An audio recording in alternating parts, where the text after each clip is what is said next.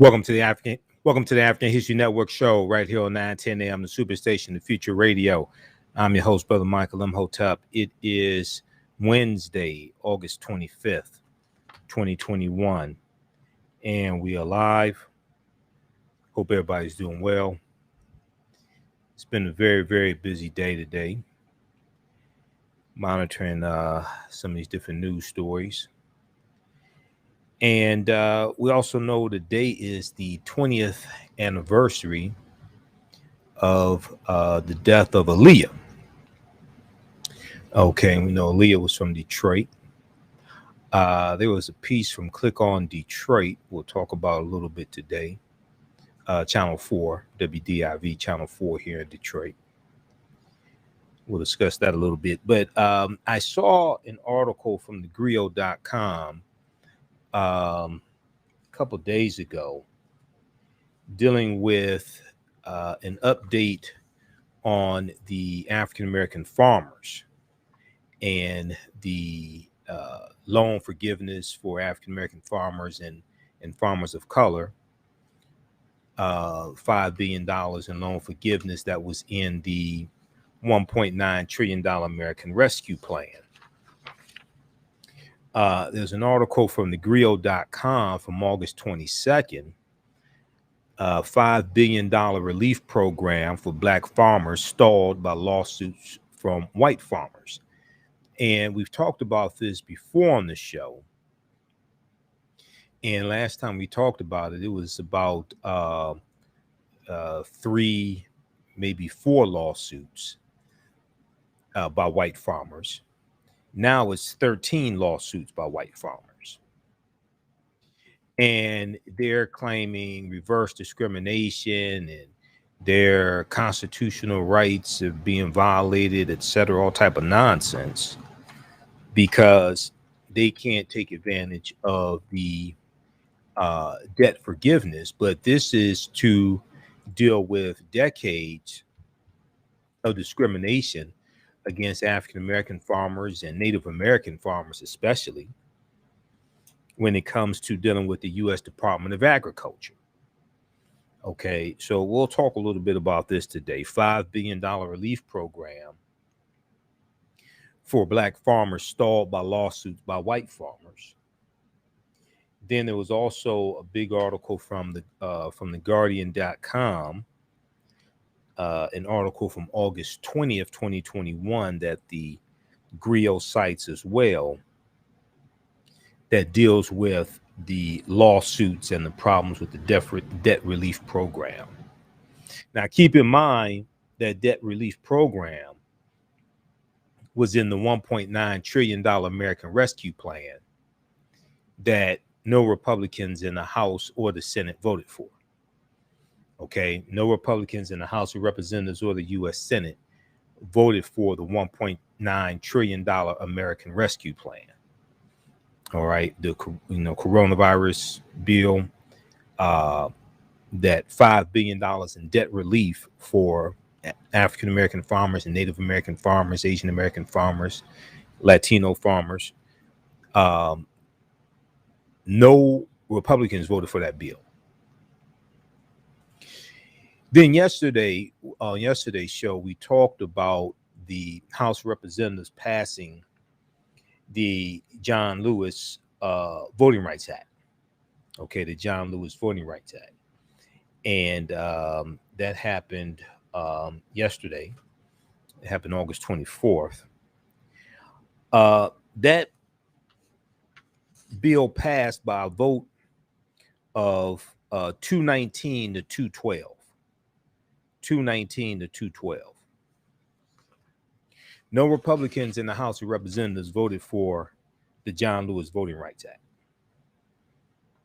even though many of them talked about they were friends with John Lewis and how much they loved John Lewis and they miss him, and he was such a nice guy. And they referenced John Lewis along with Dr. King, and then start talking about the content of your character, and don't judge people by the color of their skin, judge them by the content of their character, things like this. None of these Republicans voted for the John Lewis Voting Rights and Advancement Act. There was a piece from, so we talked about this some on yesterday's show. There was a piece from the Black News Channel I'm going to play that goes more in depth dealing with the John Lewis Voting Rights Act. Also, I said on yesterday's show we would discuss a little bit the $3.5 trillion budget plan that the House of Representatives passed. Again, no Republicans voted for this bill. The vote was 220 to 212. 220 to 212. And this is the $3.5 trillion budget that could enable sweeping changes to the nation's health care, education, and tax laws, overcoming internal divisions in a debate that could foreshadow even tougher battles still to come. This could expand Medicare, invest sizable sums in education and family-focused programs. So this passed the House of Representatives, the $3.5 trillion budget plan. No Republicans voted for this bill. So we talked just very briefly about it yesterday. And I said we'll talk about it some more today, so we will.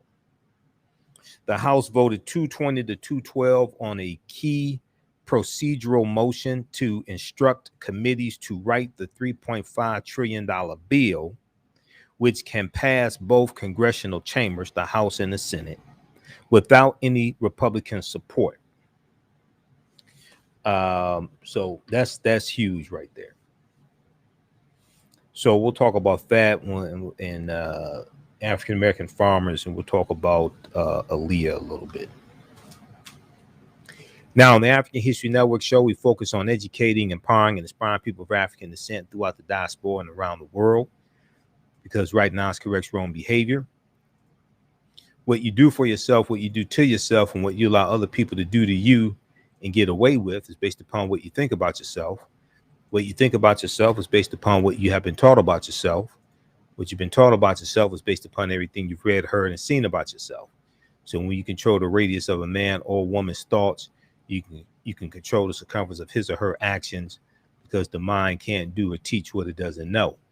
Now, we deal with a number of different topics here on the African History Network show. We deal with current events and history and politics, education, economic empowerment, entrepreneurship, relationships, love, sex, health issues, and much, much more.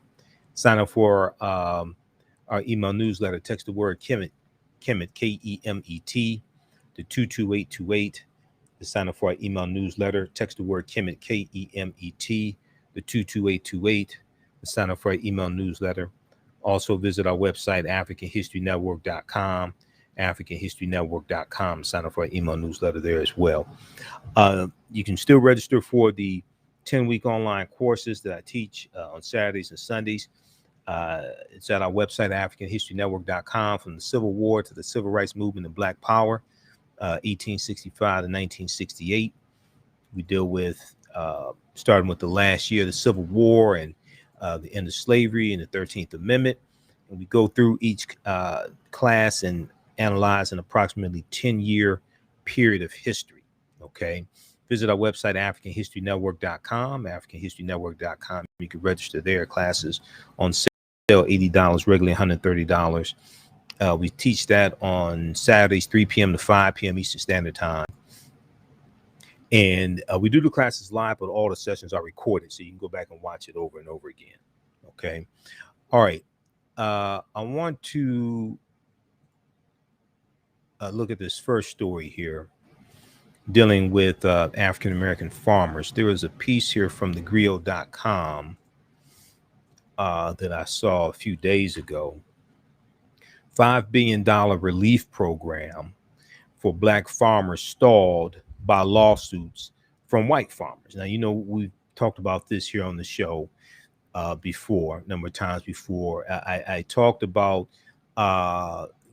this month. I talked about this debt relief coming even before the bill passed. Okay, even before the American Rescue Plan passed, and also I talked about the plight of African American farmers going back a few years ago, when you had farmers in Tennessee, African American farmers in Tennessee, who said they were sold.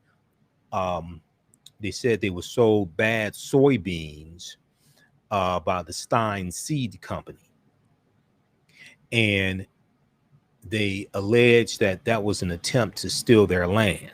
Okay, now of course the Stein Seed Company said that the seeds were not bad seeds or defective or anything like that, but research that African American farmers and soybean seeds, and them alleging that the soybean seeds they were sold did not yield the bushels of soybeans that they would normally get. Okay. All right. So if we look at this piece here from thegrio.com,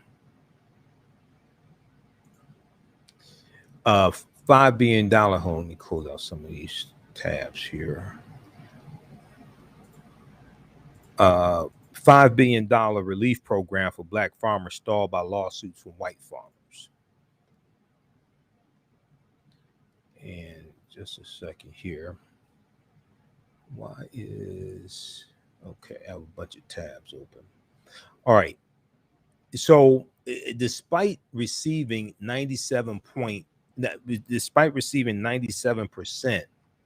of COVID-19 farm relief funds in 2020, white farmers across the country are taking legal action to stop African American farmers from benefiting from a new bill, from a new relief bill that some have referred to as reparations for farmers of color. Now, it's not reparations. So you had people like Senator Lindsey Graham, because Republicans didn't help pass this bill at all. And then you're going to have Republicans like Senator Lindsey Graham who attack it to demonize it. He was on Fox News calling it reparations, and he singled out African American farmers. You had Senator Tim Scott, Black Tea Party Republican from South Carolina, attacking this as well. Now, what's interesting is that in 2020, white farmers got almost $26 billion in COVID relief payments from the Trump administration. And African American farmers got 1/10 of 1%, okay, of that money. Here you have a situation where they're trying to address systemic racism for about the past 100 years or so when it comes to African American farmers and Native American farmers. And when you try to address that issue, you have Republicans and you have many white people calling the remedy racist. They ignore the previous 100 years of history and discrimination coming from the U.S. Department of Agriculture, okay, against non-white farmers. They ignore all of that, and they want to call the remedy racist. Now there was an interview that the Washington Post did with Tom Vilsack. Tom Vilsack is the Secretary of the Department of Agriculture, and he was the Secretary of Agriculture under the Obama administration as well. And in this interview, I think it was either for March of this year, in the interview, he talks about how white farmers got 90, he talks about how African American farmers got 1/10 of 1% of the COVID-19 relief payments under the Trump administration. Okay, African American farmers got 1/10 of 1% of those payments. Now, let me see here. Hold on. Okay. The Emergency Relief for Farmers, the Emergency Relief for Farmers Act the Emergency Relief for Farmers of Color Act, worth $5 billion in total, is one of the numerous articles passed along with the American Rescue Plan Act, the ARP, a $1.9 trillion stimulus bill passed by the Biden administration on March 11th to help the economy recover from COVID-19. Now, in that bill, you have roughly $10.4 billion was allocated for agriculture and food supply programs through the U.S. Department of Agriculture, and nearly half of which was specifically earmarked for African American, indigenous, and other farmers of color. We're going to continue this on the other side of the break. You listen to the African History Network show right here on 910 AM Superstation Feature Radio. I'm your host, Brother Michael Imhotep. We'll be back in a few minutes. All right, stand by. Stand by.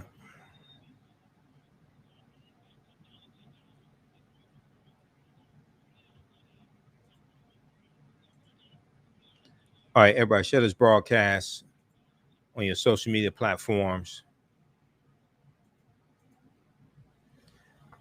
Invite your friends to tune in. Share this broadcast on your social media platforms.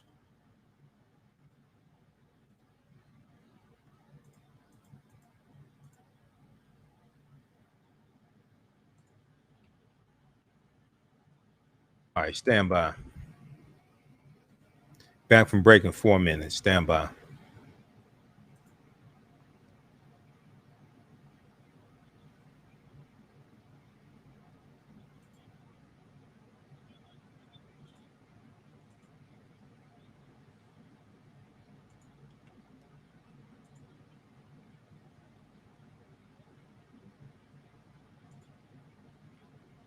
All right, stand by. Back from break in 3 minutes.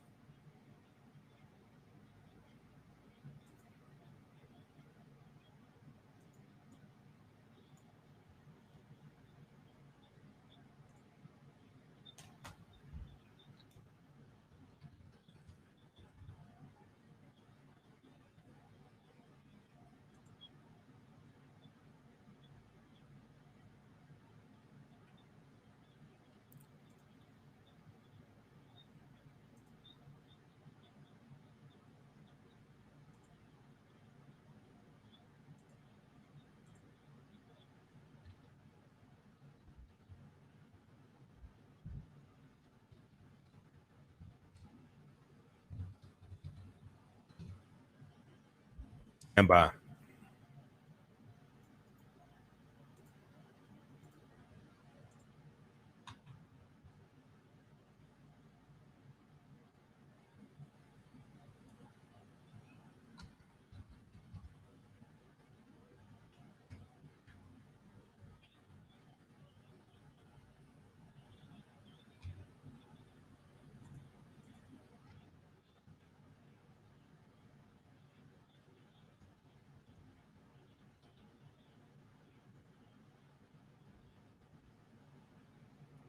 The Superstation, the oldest radio station in town since 1922.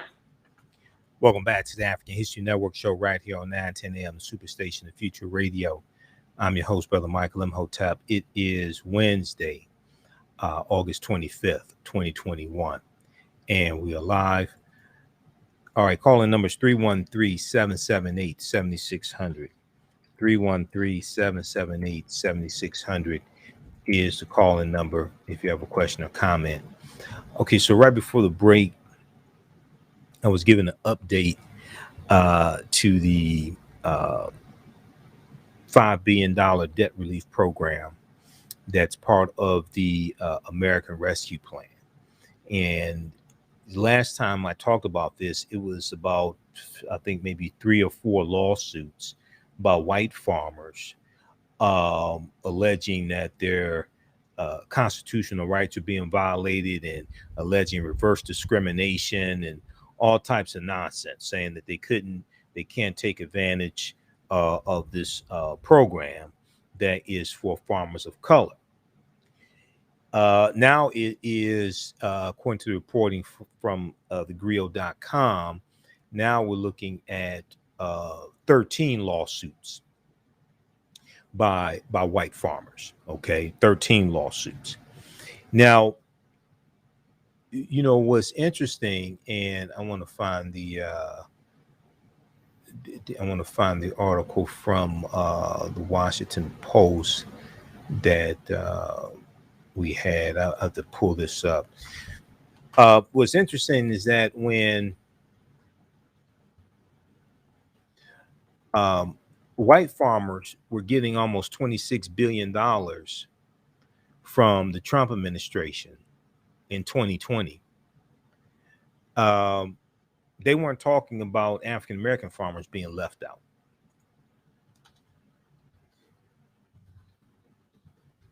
And I want to pull this up here. We've talked about this before on the show. They weren't talking about African American farmers being left out. If we look at this article here, this is from March 25th, 2021. Agriculture Secretary, this was a questions and answers that the Washington Post did with the new Secretary of Agriculture, Tom Vilsack.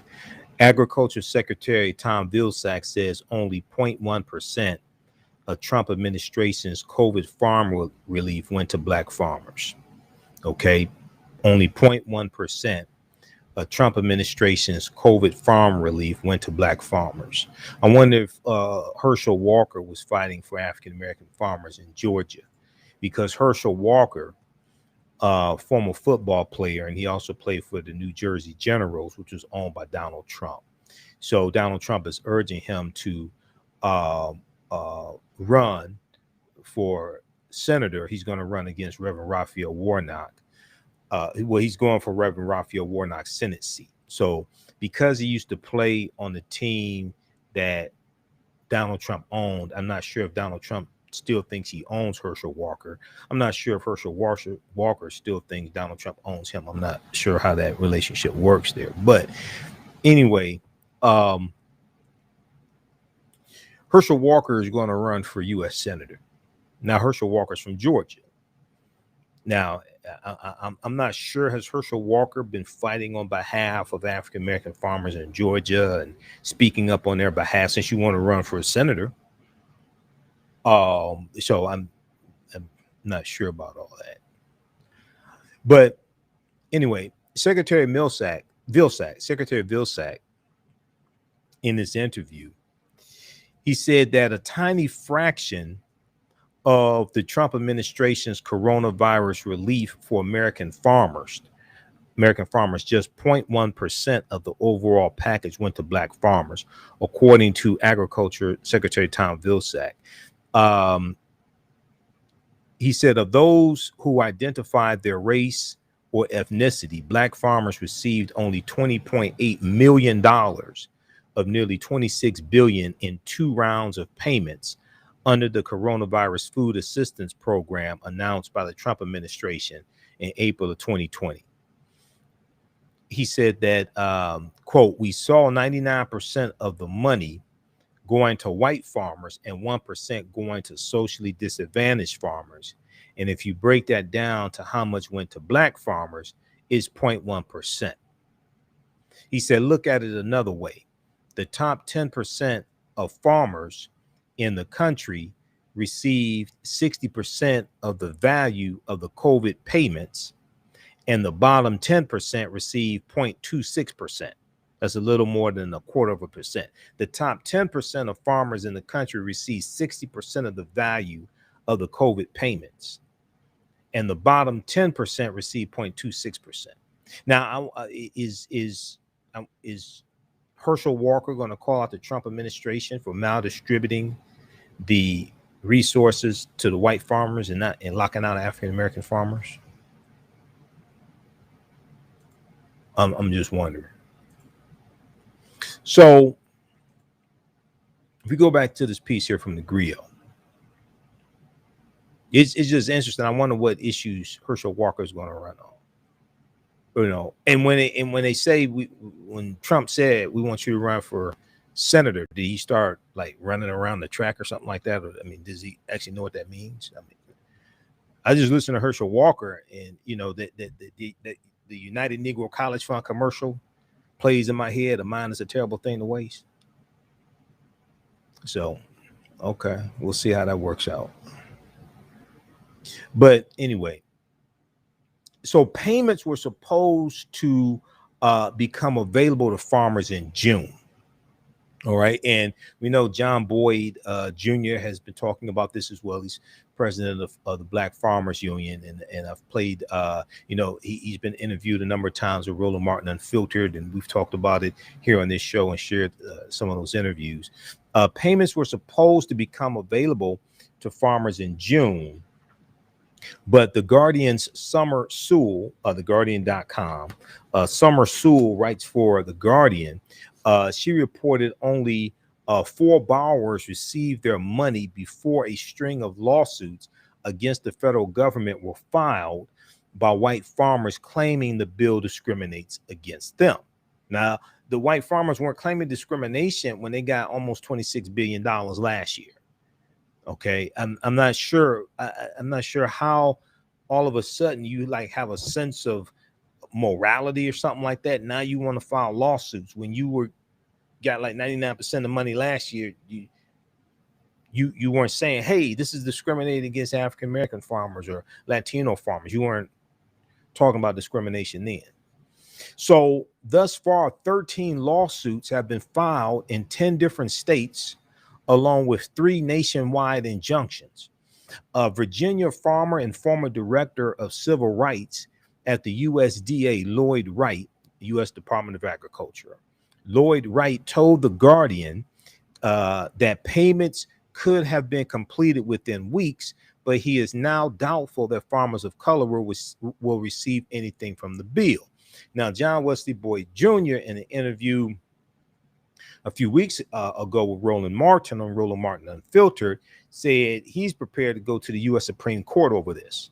He's prepared to take this case to the U.S. Supreme Court. He said they're going to fight to the end and get their debt relief, get their money, etc.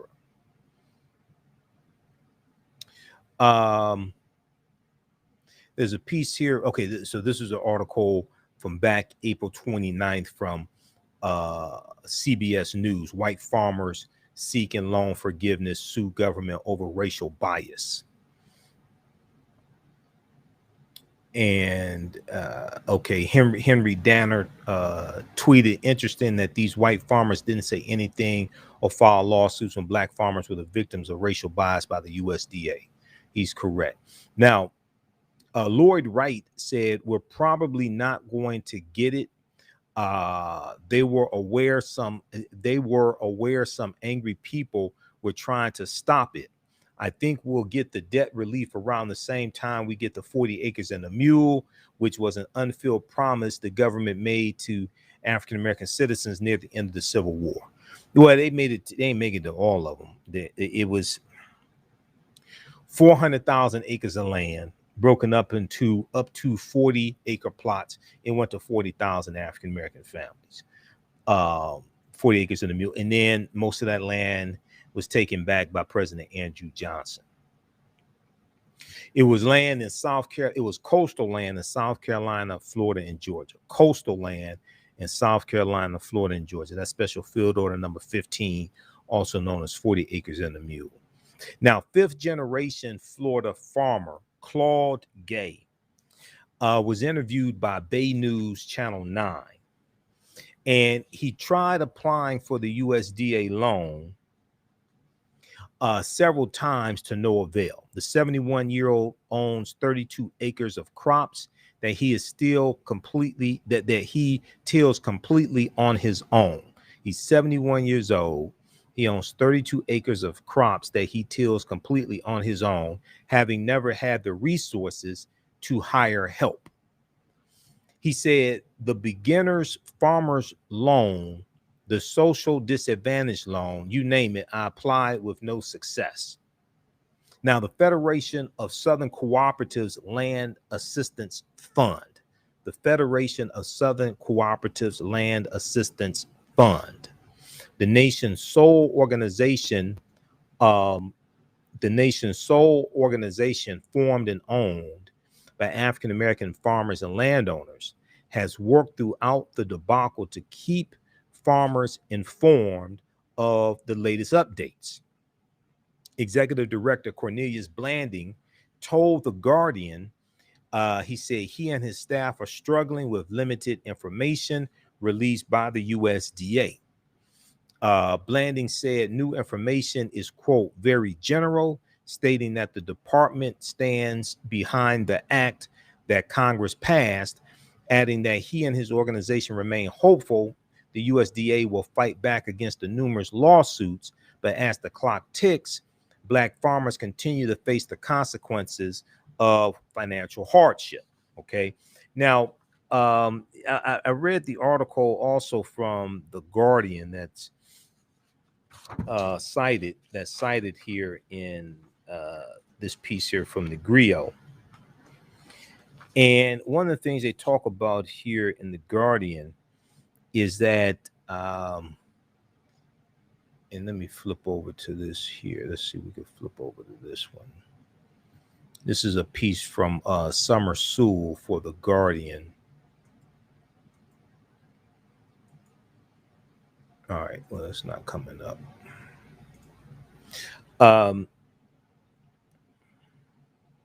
The $4 billion in debt relief has been referred to as a reparations package to correct long-standing USDA discrimination against African-American farmers.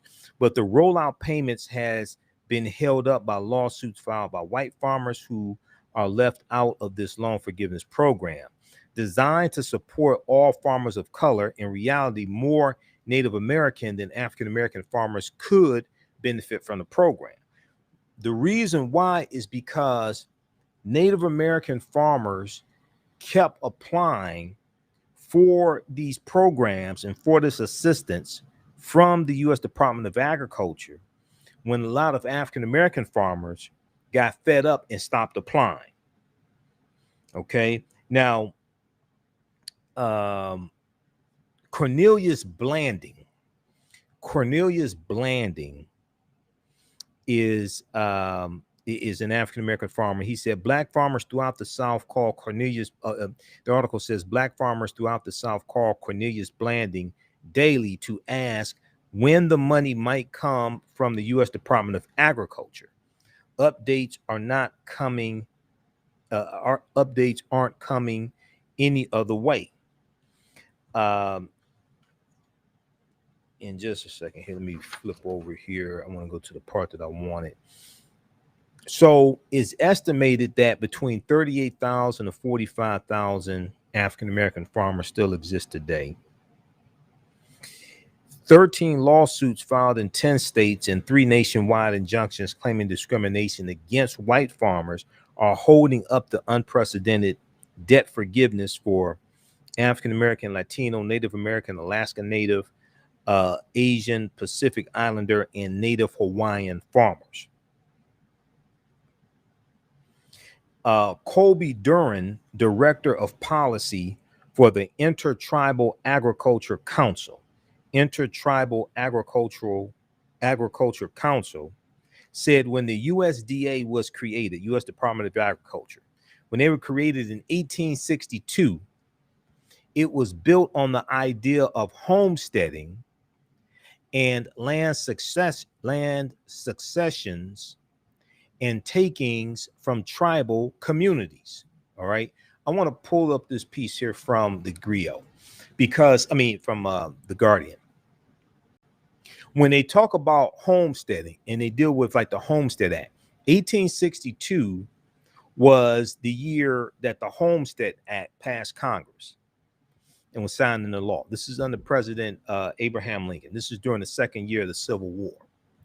And what the Homestead Act did was it gave 160 acres of land to largely white male heads of household. And what they had to do was take care of that land for 5 years and pay the taxes on it. And after the 5 years, the land was theirs. Okay, this is the Homestead Act. So the U.S. government gave away about 245 million acres of land with the Homestead Act. okay, about 245 million acres of land through the Homestead Act, starting the second year of the Civil War. They gave away that land up until 1988. The Homestead Act was started during the second year of the Civil War. Okay. They gave away that land up until 1988. The last allotment of land given away from the Homestead Act was 80 acres of land in Alaska. So you still have white families that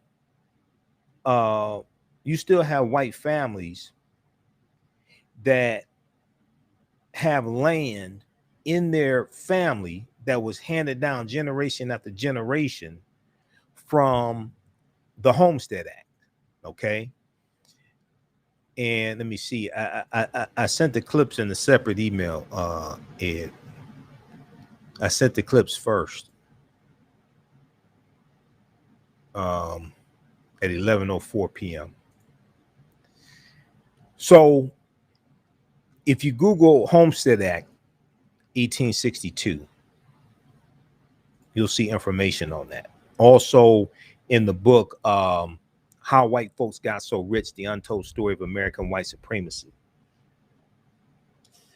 They talk about the Homestead Act in here as well. Okay.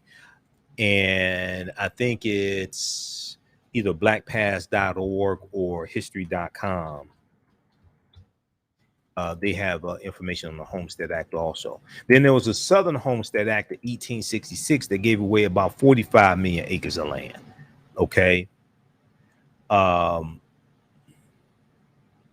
if we look at this quickly right here, archives.gov. Archives.gov is the National Archives. Okay. U.S. National Archives. And let me see what they have here.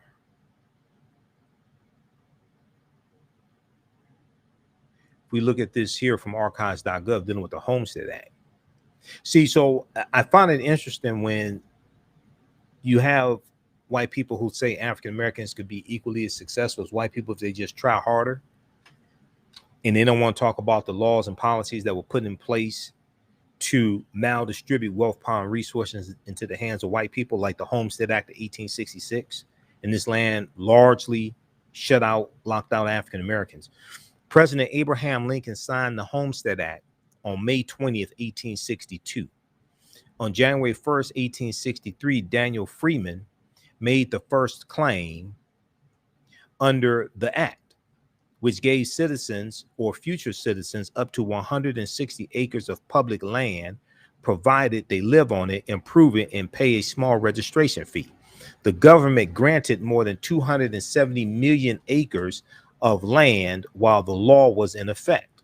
Okay, they put it at 270 million, more than 270 million acres of land. So they have some additional background here, additional information. Okay. It was the Homestead Act, the law signed by President Abraham Lincoln, May 20th, 1862. At the time of the signing, 11 states had left the Union. They formed the Confederate States of America, okay, the CSA, the Confederacy. And this piece of legislation will continue to have regional and political overtones. Early methods for allocating unsettled land outside the original 13 colonies were arbitrary and chaotic. Boundaries were established by stepping off plots from geographical landmarks. As a result, overlapping claims and border disputes were common. Okay, read the rest of this here. This gives more information on the Homestead Act and the distribution of this land. Okay, and this ties into the debt forgiveness for Native American farmers. Okay, read the rest of that. Let me go back to this piece here from The Guardian. Okay, so let's see, Colby Duran, and let me scroll down to this. This is on page 3.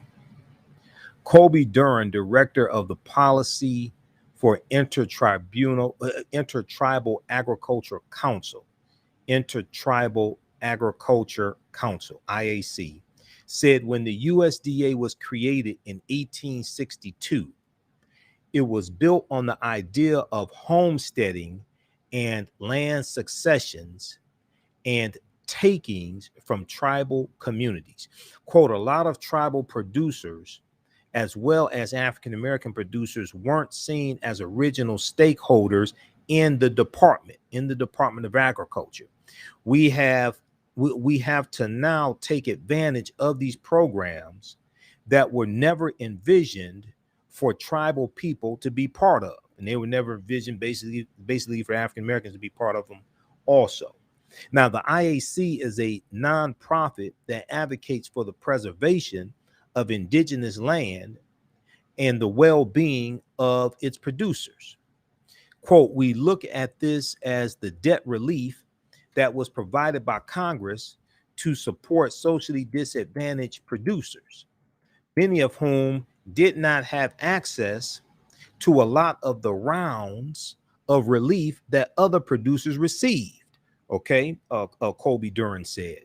White farmers received 97% of the $9.2 billion in last year's COVID federal farm bailouts. Okay, now it's actually total $26 billion in 2020.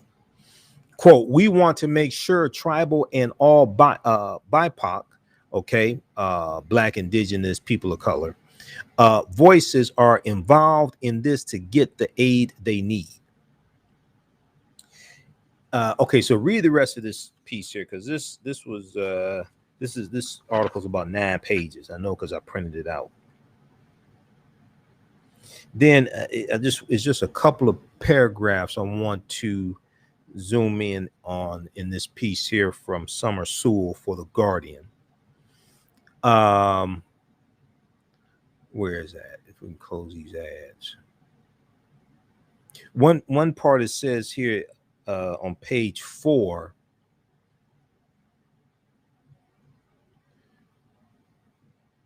Like Black farmers, Native American farmers have stories of blatant mistreatment in FSA offices.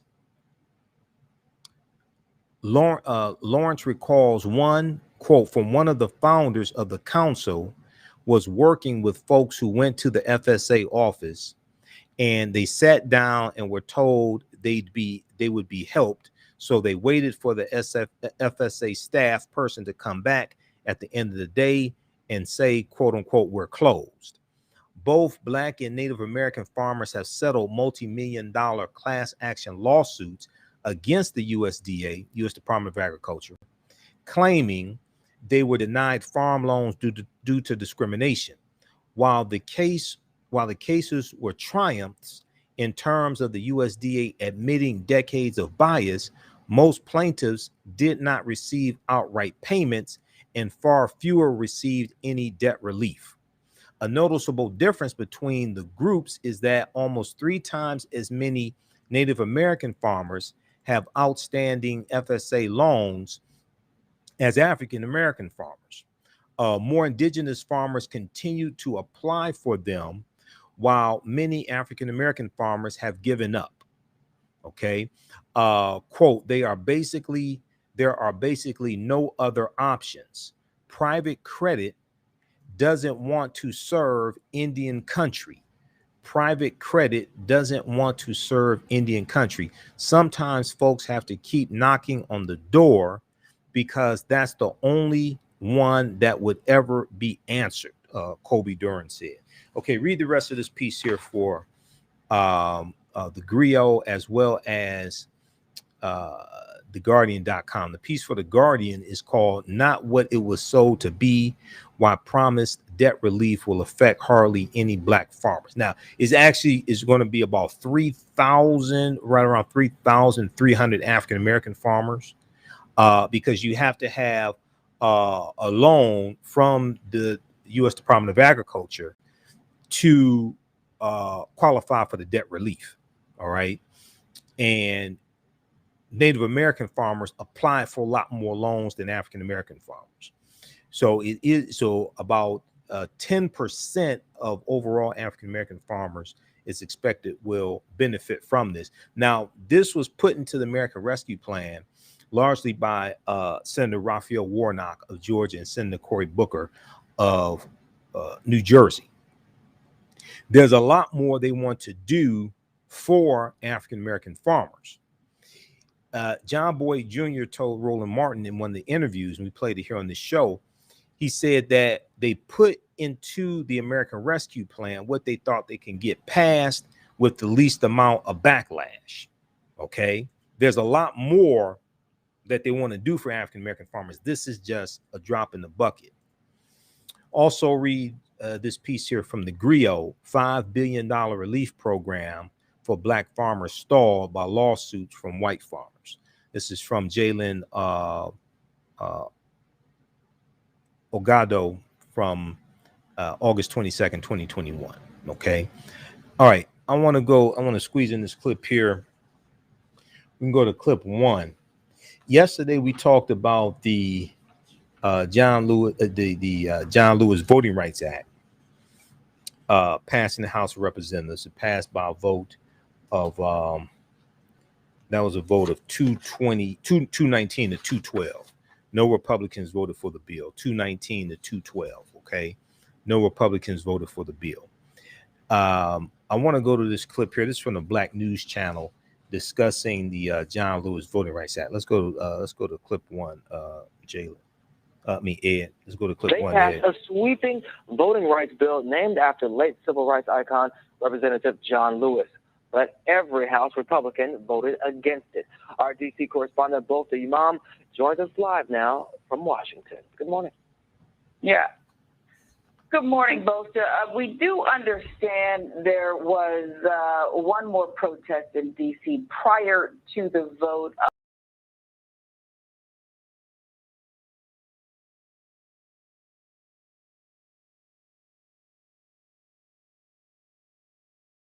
One more time before the vote yesterday, dozens of voting rights advocates gathered in front of the White House, voicing their support for their bill while gathering in prayer. Now, the John Lewis Voting Rights Advancement Act would require states with recent histories of discrimination to get federal preclearance to change their voting laws. This directly addresses the Supreme Court's 2013 ruling in Shelby County versus Holder. That ruling gutted the preclearance system.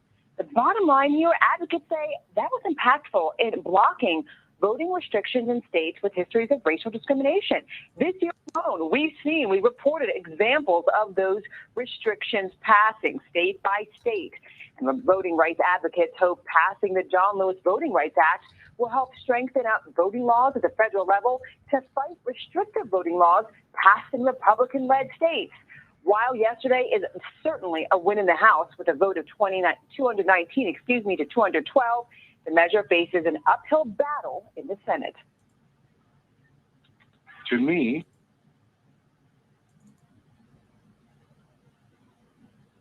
Is that the end of the clip?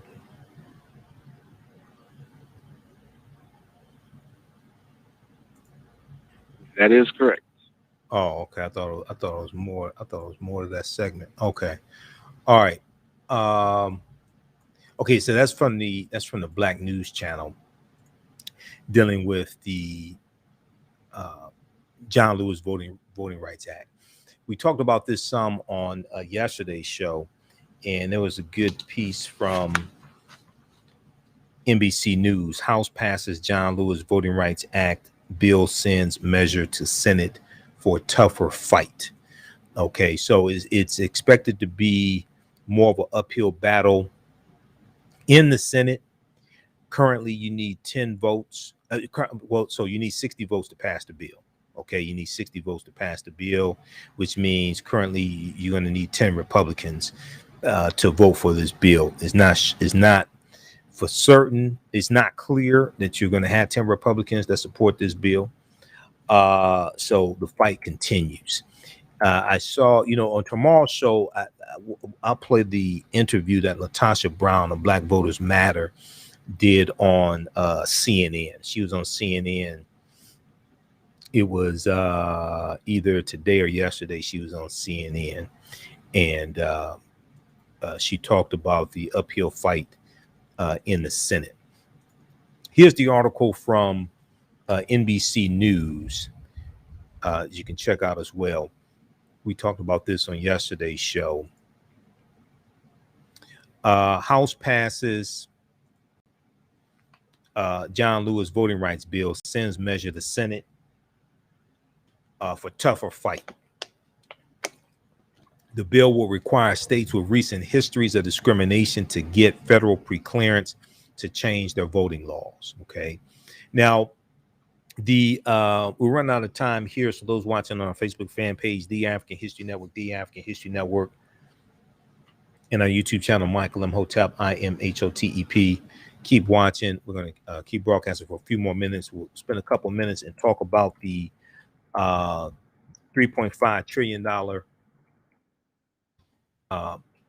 budget plan that passed the House of Representatives also. We'll talk about that, and we'll talk a little bit about Aaliyah as well. This is the 20th anniversary of her passing when she died in a plane crash in 2001. Visit our website, AfricanHistoryNetwork.com, AfricanHistoryNetwork.com. You can register for the 10-week online course that I teach on the weekend, teach it on Saturdays, from the Civil War to the Civil Rights Movement and Black Power, 1865 to 1968. This is a 10-week online course. We do this on Saturdays, 3 p.m. to 5 p.m. Eastern Standard Time. Each class we deal with about a 10-year period of history and look at what happened after the Civil War ended and the laws and policies put in place to put us in a predicament we are today. We're in today, so we know where we need to go from here. So register for that course, and then also register for Ancient Kemet, the Moors, and the Ma'afa. Understand the transatlantic slave trade, where they didn't teach. All right, right now it's correct wrong behavior. It's not over till we win. Wakanda forever, and we'll talk to you tomorrow. Peace. Okay, let's keep going. All right. And if you like this type of information, you can support the African History Network, $ the AHN Show through Cash App, $ the AHN Show through Cash App, also through PayPal, paypal.me/the AHN Show, paypal.me/the AHN Show. All right, this is our official Cash App account, $ the AHN Show, SHOW.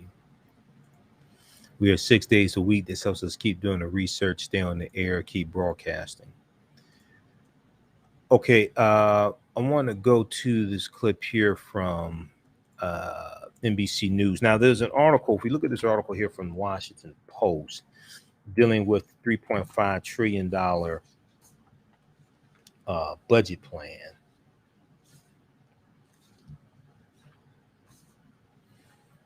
House passes. So there's one from the Washington Post and one from NBC News.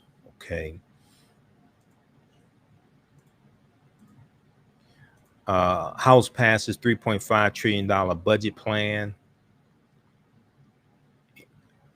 Aims to vote on infrastructure package by late September. So the Senate is on summer recess until September 13th. Okay.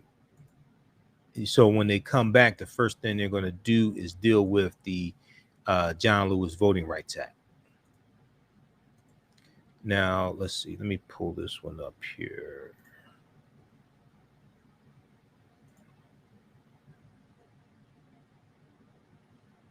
Okay, I want to cue this clip up. This deals with the $3.5 trillion budget resolution.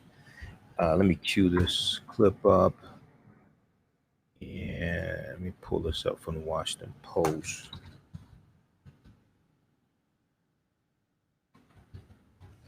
Just a minute here.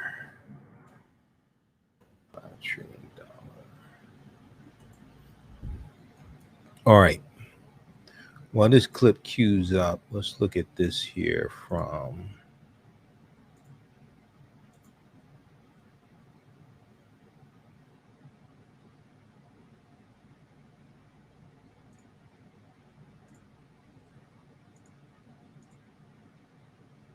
All right, just a second here. All right, when that cues up, I want to look at this article here from the Washington Post.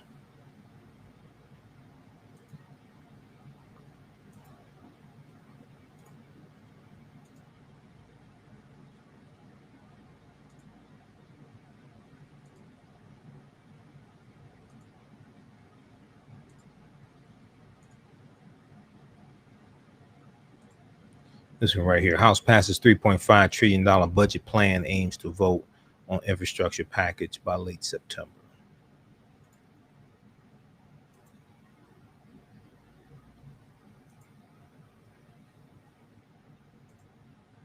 So House Democrats on Tuesday, August 24th, approved a roughly $3.5 trillion budget that could enable sweeping changes to the nation's health care, education, and tax laws, overcoming their own internal divisions to take the next step toward enacting President Joe Biden's broader economic agenda. The 220 to 212 party line vote came after days of delays as House Speaker Nancy Pelosi scrambled to stave off a revolt from her party's moderate-leaning lawmakers. With the frenzy resolved, the chamber averted what would have been a political embarrassment for the White House and its allies, even as the debacle foreshadowed much tougher fights among Democrats still on the horizon. Now, let's see here. Let's scroll down to. Okay. The outcome immediately set in motion a laborious effort on Capitol Hill to transform the $3.5 trillion blueprint into a fuller legislative product. Much like the proposal the Senate adopted this month, the House budget is essentially an outline that does not require Joe Biden's signature.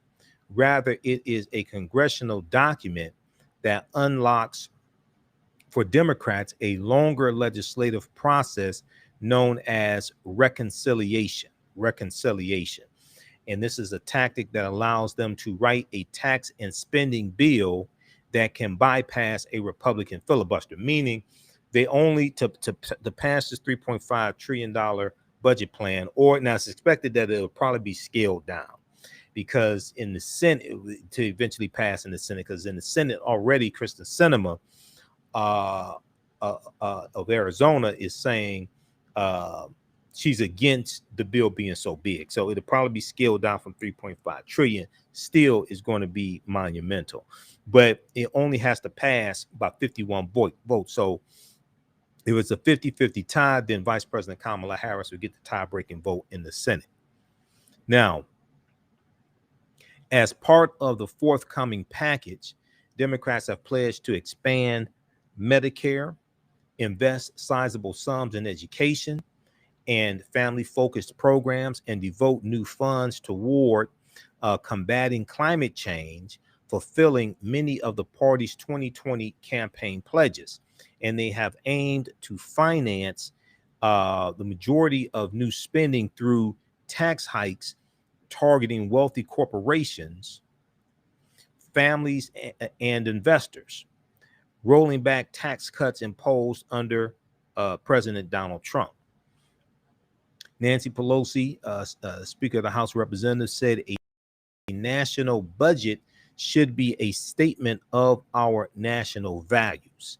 A national budget should be a statement of our national values, and this will be the case. Now, the House approved its $3.5 trillion plan on Tuesday, only after a protracted debate that exposed the fractions and fragile nature of the Democratic caucus. Even President Joe Biden and his top aides had to intervene this week to break the stalemate within the party, illustrating the perils they may face in shepherding significant new spending along with tax increases to passage in the weeks ahead. Okay. So read the rest of this. You had 9 moderate lawmakers led by Representative Josh Gottheimer, Democrat, New Jersey. They caved in, them really saying that they wanted to pass the $1 trillion, the $1.2 trillion infrastructure bill first, as opposed to passing the two together. It really didn't make sense. Okay. But, many of them won their House seats in more conservative districts. Okay. And they are appealing to a more conservative constituent.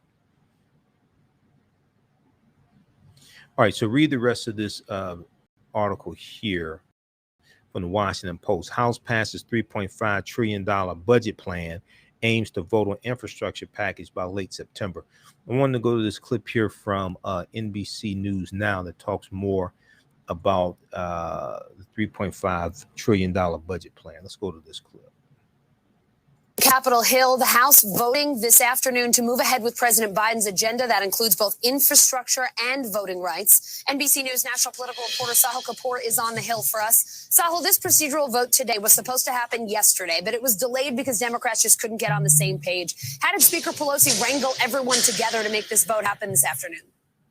By making some concessions to the moderate rebels who threatened to torpedo it, Allison. Essentially, she promised them that there would be a vote on the Senate-passed infrastructure bill on the floor of the House of Representatives no later than September 27th. This is important for those centrists because they wanted that vote to happen as soon as possible, and they wanted it separate, delinked from this larger multi-trillion-dollar reconciliation package that Democrats are going to have to pass on a party line vote. Now, big picture, this is an important victory for President Biden, but this is only the beginning of the road. There's going to be a long and treacherous journey to get all Democrats in the Senate and all but at least 3 Democrats in the House of Representatives on board the final product, which they now begin working on as a result of this vote. Sahil, earlier today, you asked House Minority Leader Kevin McCarthy if he'll whip House Republicans to vote against the infrastructure bill. What did he tell you? He did not directly answer that question, Allison. He argued that the House should not bring up the infrastructure bill at all. He said no business should come before the House of Representatives while Americans are still stranded in Afghanistan and not able to get out, that's where the 100% of the U.S. government's focus should be. Let's play a little bit of what McCarthy had to say when I asked him that a little bit ago. It's very clear from this conference that we will spend our time on the floor only focused on this. Until every American's out, we should not be working on anything else. I don't think the infrastructure bill should come up. I don't think any other business should come up. We should be spending our time on this right here. And now, some Republicans say as many as dozens of lawmakers in that caucus are prepared to vote for that Senate infrastructure bill if it comes up as a standalone. So there is some prospect of winning Republican votes, but it remains to be seen, as you saw there with McCarthy, how leadership is going to play this. Are they going to pressure members to vote a certain way? All right, so Sahil, what needs to happen between now and this September 27th vote we're hoping on infrastructure? A month sure sounds like a while, but we know how long it can take to get anything done on Capitol Hill. Well, a couple of things. So the Senate infrastructure bill is already sitting in the House of Representatives. All they have to do is put it on the floor, and it should pass. Now, the caveat is progressives have threatened to vote it down if reconciliation is held up. So to answer your question, what they need to do is get progressives to a place where they're content with the progress of that reconciliation bill. They insist. 3 of them who I spoke to in just the last couple of hours, Alexandria Ocasio-Cortez, Cori Bush, Rashida Tlaib, all said that they would not be prepared to vote for the infrastructure bill if the reconciliation bill does not move in tandem. So that is the challenge now for Speaker Pelosi and the centrist Democrats who secured their concession today, but they still have to get progressives on board to vote for the final product. And that means getting reconciliation to a place where those progressives are content to move it forward. Allison? Okay, so that was from Yes, so that was from August 24th, dealing with the budget reconciliation, dealing with the $3.5 trillion budget plan. Okay, I wanted to, let me see, they mentioned, I was trying to see. So you heard Kevin McCarthy there, Senate Minority Leader, I mean House Minority Leader, Kevin McCarthy, who is saying, oh, they shouldn't pass anything until they get every American out of Afghanistan. That, he knows that's not going to happen. McCarthy is jealous because Democrats are passing bills that are actually beneficial to Americans, even to the people who voted and put these Republicans in office. Because no Republicans voted for the John Lewis Voting Rights Act and the $3.5 trillion budget plan. No Republicans voted for this either. That's why McCarthy said what he said.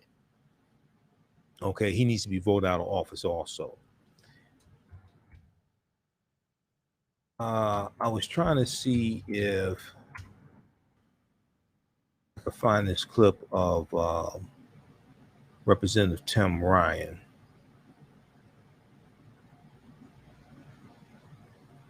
I will have to find this. We'll have to maybe find this for tomorrow's show. It was on, Lawrence O'Donnell played this on MSNBC, but I have to find the clip. Okay. And let's see. Lastly, I want to go to the story here dealing with Aaliyah. So we know today is the 20th anniversary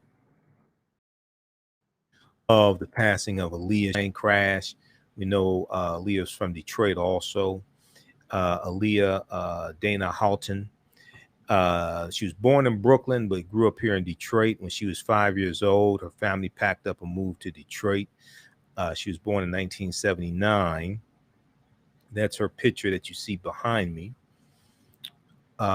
So Aaliyah, also known as Baby Girl or the Princess of R&B, was one of the biggest stars in music and entertainment at the time of her tragic, untimely death in 2001. This is a piece here from WDIV Channel 4 News here in Detroit.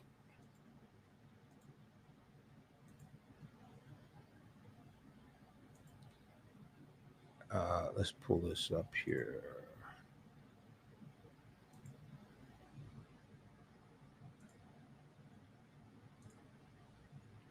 All right, just a minute here.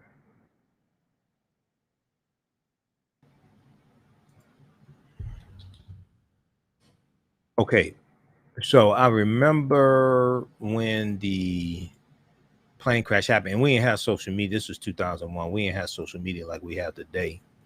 So trying to get the news, you had to rely more on traditional news media. We didn't have Facebook.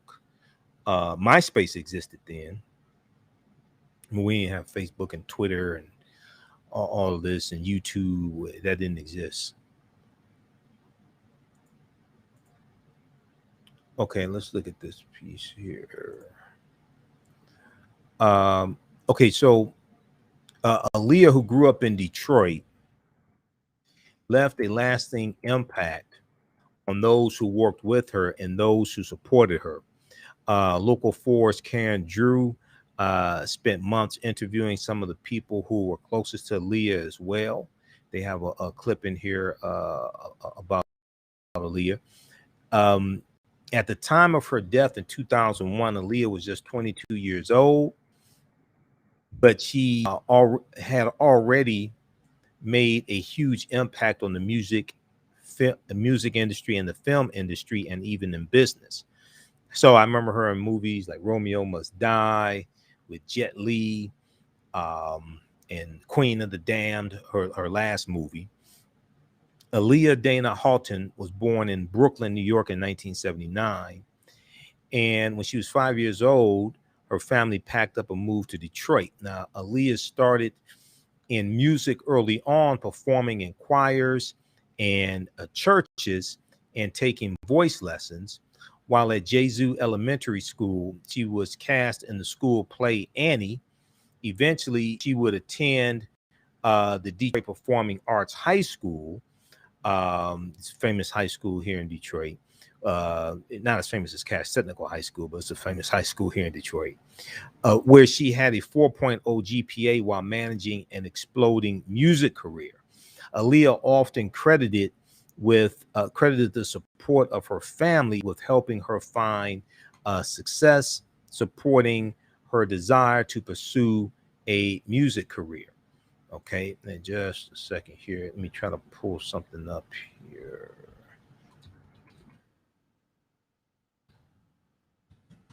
All right.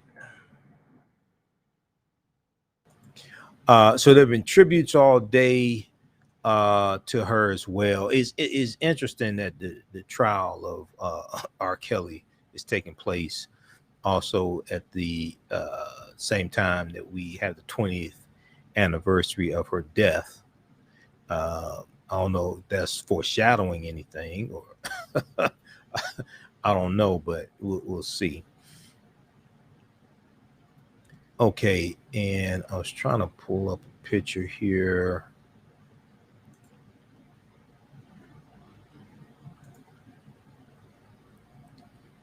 Hold on.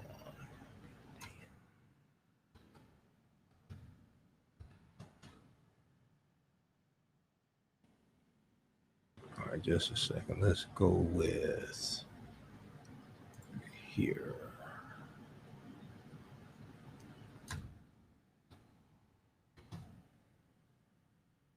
All right, let's pull this up.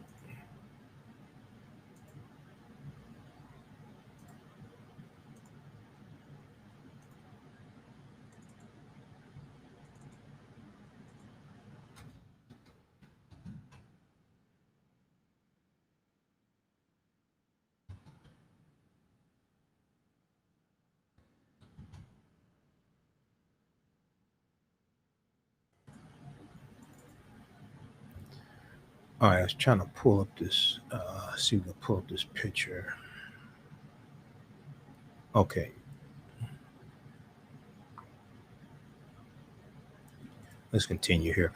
All right, so Aaliyah often credited the support of her family with helping her find success, supporting her desire to pursue a music career. She said, "When I told my parents that I wanted to embark along this path, they were with me all the way." Aaliyah said, according to her biography, they were the ones who shuttled me back and forth to my vocal lessons, dance lessons, private guitar, play rehearsals at Jesu Elementary School, and they even saw to it that the sets for the plays were transported to Marygrove College. What could be more important? Marygrove was a college in Detroit. And let's see, can we blow this up here?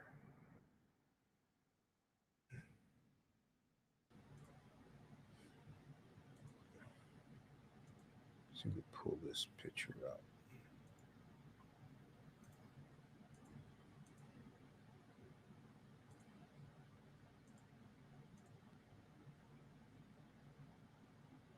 Okay.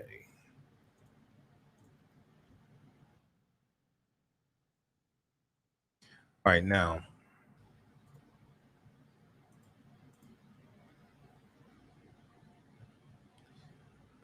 Okay, let's continue here.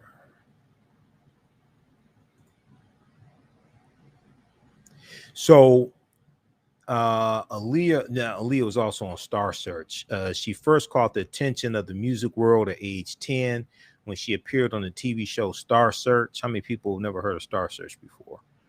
I'm just curious. Ed McMahon.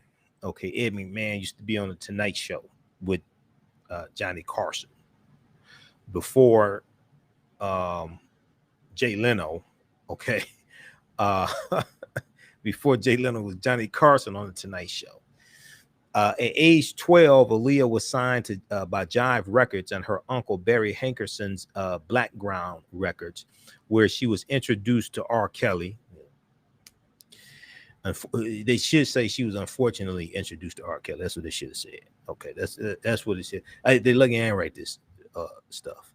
Okay, because they should they should have said unfortunately she was introduced to the Pied Piper R. Kelly. Okay, now in 1994, at the age of 14, Aaliyah released her first album. Okay, now R. Kelly produced her first album. The first song off the album was called Age Ain't Nothing But a Number. R. Kelly produced her first album. Her first song off the album was called Age Ain't Nothing But a Number. It's about a young girl convincing an older guy age ain't nothing but a number. They lucky I ain't write this goddamn article. I'm just saying. They lucky I ain't write this article. Now the first single, Back and Forth. Okay, so Age Ain't Nothing But a Number was her first album. The first single, Back and Forth, was a top 5 hit on the Billboard Hot 100 and #1 R&B song. But Age Ain't Nothing But a Number is also a song on the track. Okay, because see, they pointed when you go watch Surviving R. Kelly, and I watched the first Surviving R. Kelly series and the second one, and when the first Surviving R. Kelly series, see, they talked about the song Age Ain't Nothing But a Number, and then when you like put like all this stuff into context, it's like whoa. Because see, like I said, so back then, you know, 94, we ain't had social media like this in 94. You know, 94, you had MySpace. Google wasn't founded until 1995. Okay, Google in 94, we were using web crawler.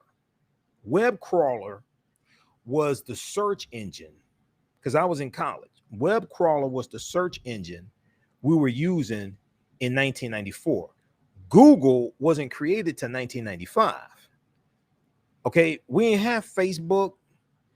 I mean, everybody had dial-up internet service. So you're dealing with a different world. So it's like if we had social media back then, a lot of this stuff that was taking place, we would have known more about it and been able to put all these pieces together like just like that. Okay. So back then, it's like this stuff comes out, Age Ain't Nothing But a Number, blah, blah, blah. It's like, you know, it's hard to like put all the pieces together unless maybe you knew them, maybe you were in the circle, but the information moved much slower back then. No such thing as Twitter. Okay, we ain't had YouTube. YouTube wasn't created in 2005. All right, we didn't have any of that stuff. All right, now the follow-up song. Okay, so let me back up a little bit. So in 1994, at the age of 14, Aaliyah released her first album called Age Ain't Nothing But a Number at 14. Okay, see, back then we ain't put all the pieces together. We saw where R. Kelly, you know, now here's the thing, when she got married to R. Kelly and she was 15 and he last said she was 18. I remember hearing that on the radio. Everybody in Detroit knew Aaliyah was 15. And then like 18, Aaliyah's not 18. What are you talking about? I remember hearing that on the radio. It was like, Aaliyah's not 18. The first single, Back and Forth, was a top 5 hit on the Billboard Hot 100 and a #1 R&B song. The follow-up single, a remake to the Isley Brothers, At Your Best, You Are Love, reached the top 10 on the Billboard Hot 100 and was number 2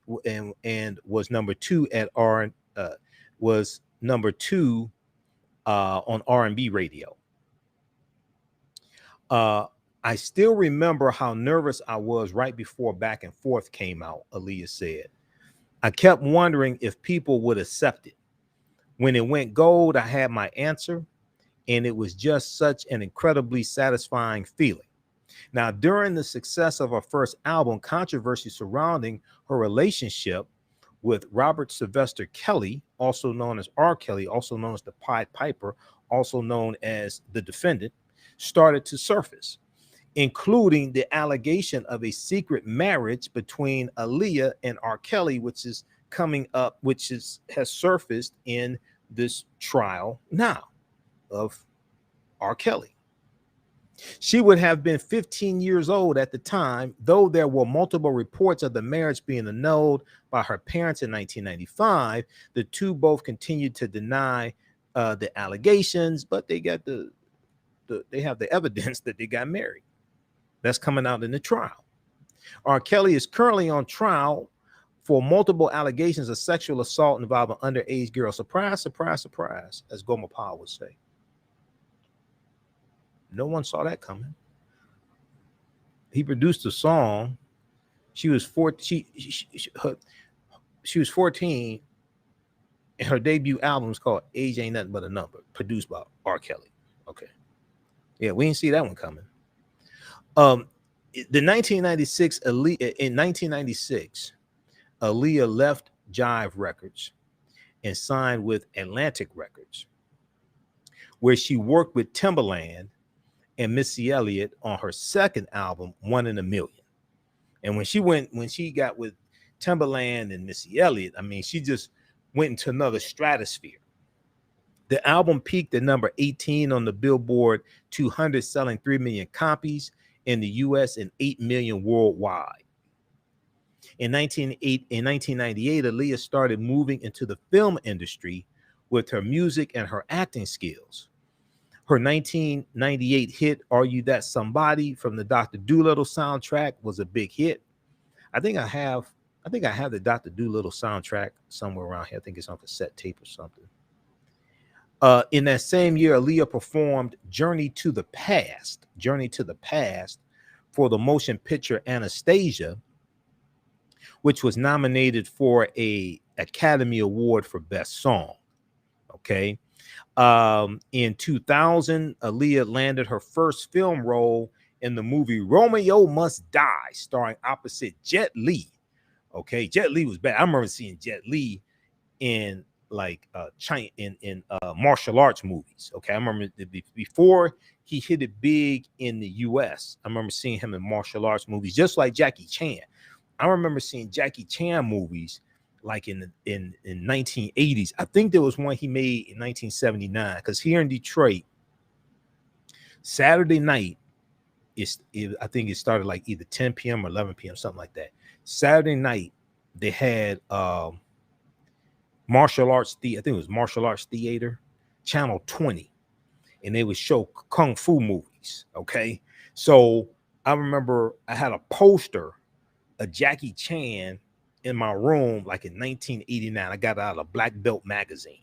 This is before Jackie Chan became big in the US, making movies here in the US. He was making movies in either China or Hong Kong, something like that. So he was big overseas before he became big in the US. So the film Romeo Must Die grossed $18.6 million in its first weekend. Aaliyah served as the executive producer for the film soundtrack, where she contributed 4 songs, including the #1 hit "Try Again." I remember that, "Try Again" with Timbaland, which eventually led to her earning a Grammy Award nomination for Best Female R&B Vocalist. Aaliyah landed her second role in 2001's Queen of the Damned, directed by Michael Reimer. The vampire gothic horror film grossed $45 million at the box office and was actually released in 2002 after Aaliyah's death. So I remember the hype when the movie came out, because I went to go see the movie at the theater. Now, don't ask me who the hell I went to go see it with, because I don't remember. I really don't. Okay. I don't think I was in a relationship too. Was I in a relationship in 2002? Must not have been 2002. I don't even remember who I went to go see the movie with, but I remember go seeing the Queen of the Damned, and there was big hype. This is Aaliyah's last movie, etc. Everybody wanted to go see it. Aaliyah's third and final studio album, the self-titled Aaliyah, was released on July 7th, 2001 opening as the number 2 album on the Billboard 200. Okay.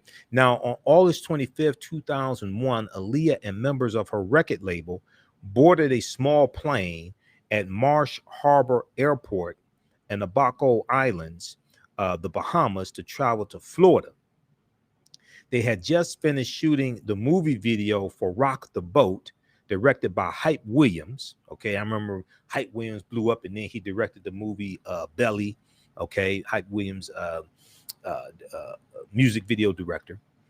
They originally planned to leave a day later, but filming for the video finished early, and the decision was made to leave. Though the plane was smaller than the one they had arrived on, all of the equipment was loaded onto the plane. The plane crashed and caught fire shortly after takeoff. The plane suffered engine failure, and an investigation found that the aircraft had attempted to take off while overloaded with passengers and weight. The aircraft had attempted to take off while overloaded with passengers and weight. Investigators also found the pilot, Luis Morales, M-O-R-A-L-E-S, Luis Morales.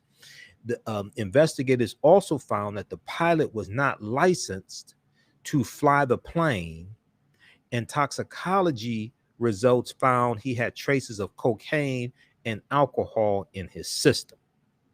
Now, all 9 people on board died in the crash, including Aaliyah, Anthony Dodd, Eric Foreman, Scott Galen, Keith Wallace, Gina Smith, Douglas Kratz, Christopher Maldonado, and the pilot Luis Morales. A private funeral was held for Aaliyah on August 31st, 2001 in Manhattan, followed by a procession attended by about 800 mourners. She is interred at Ferncliff Cemetery in Hartsdale, New York. All right. So check out this piece here from WDIV Channel 4 in Detroit. Now, it goes on to say this, so they have a few pictures in here. And they go on to say, after her death in 2001, Janet Jackson, Missy Elliott, Timbaland, Genuine, and her brother Rashad joined at the MTV Music Video Awards to pay tribute to Aaliyah. Now, Aaliyah helped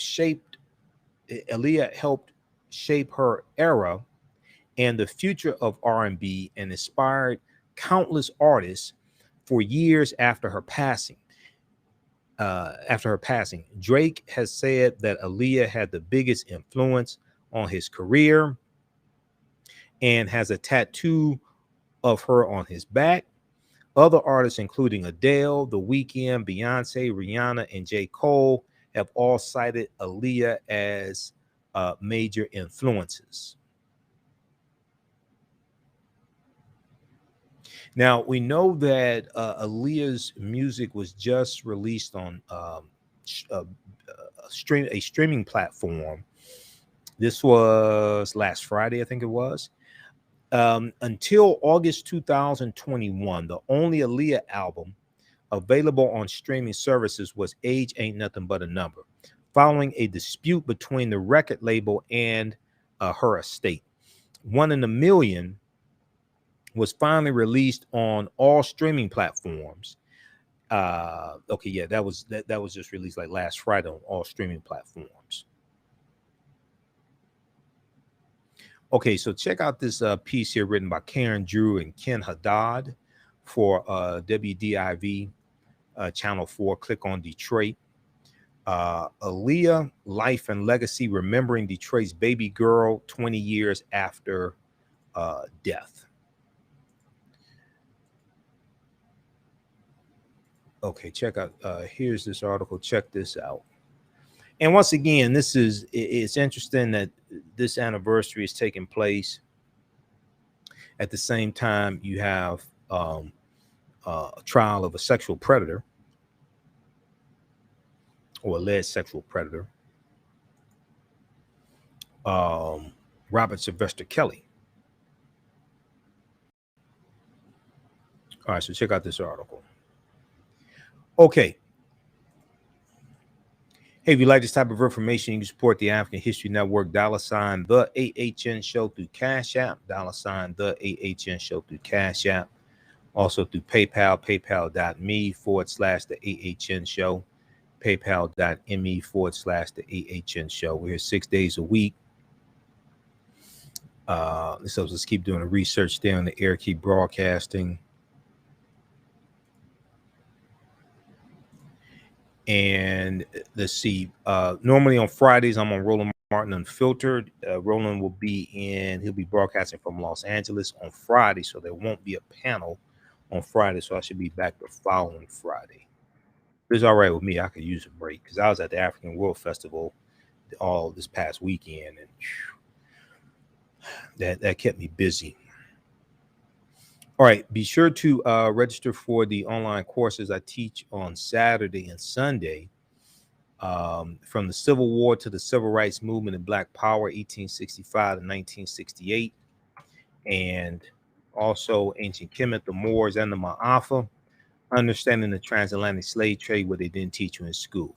Okay, visit our website, AfricanHistoryNetwork.com, AfricanHistoryNetwork.com, and we have the information right on the homepage. You can register for the courses. We do the classes live. All the sessions are recorded. You can go watch them over and over again. As soon as you register, you can watch like from the Civil War to the Civil Rights Movement and Black Power. As soon as you register, you can watch 1 through 4. And we'll be back in class Saturday, August 28th, 3 p.m. to 5 p.m. Eastern Standard Time. And then also on Sunday, we do Ancient Kemet, the Moors, and the Ma'afa, understanding the transatlantic slave trade, what they didn't teach you in school. That's 2 p.m. to 4 p.m. And as soon as you register for that, this archive content, you can start watching. Also, you can watch the classes anytime. You can watch from around the world as well. Okay, so you don't have to worry about being in class at a certain time if you can't join us live in the class. When you join us live, you can see me. I can't see you, so you don't have to worry about getting dressed up for class or anything like that. I don't take attendance, but you can ask questions. We have a live text chat, so you can ask questions in class also. All right, we have to get out of here. Remember, at the African History Network, we focus on educating, empowering, and inspiring people of African descent throughout the diaspora and around the world, because right now it's correct wrong behavior. It's not over till we win Wakanda forever. We'll talk to you tomorrow. Peace.